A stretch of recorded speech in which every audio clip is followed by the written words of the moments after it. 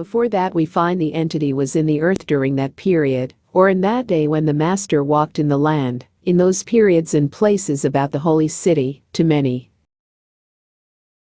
The entity was then among those who were nigh unto the priests that ministered in the temple, that made for the associations of man's relationships to the individuals who sought for the quieting of the longings within, for the expressions of a divine love shown among men.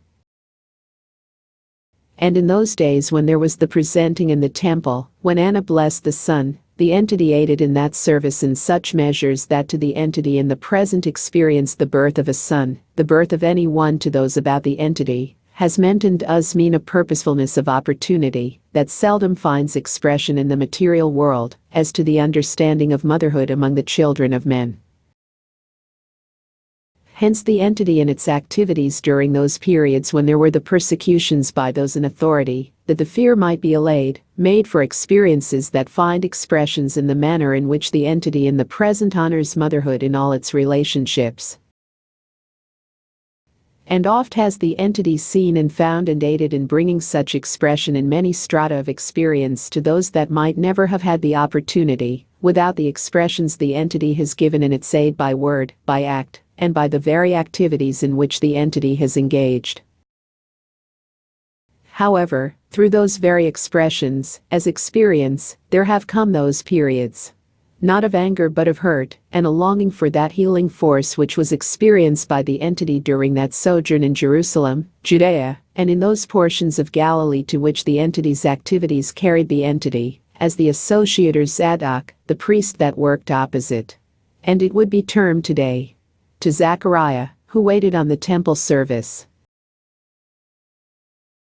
Hence the entity, holding fast in the present to those words that were given in those activities for the Master during those periods, may bring to self the greater consciousness of the necessity of those that may struggle within themselves to find expression. For many have been and are blessed by coming in contact with and in relationship to this entity, that there might be, in those realms that have been indicated, the channel open that his purpose with every soul may be indeed fulfilled. For he hath not purposed that any soul should perish. And as the entity has been and is as the guardian angel to many, so may his strength, his love, as expressed among men, become as the stamina, as the water of life, as the bread that may make for the strengthening of purpose in the earth, become to the entity that upon which it may lean for strength.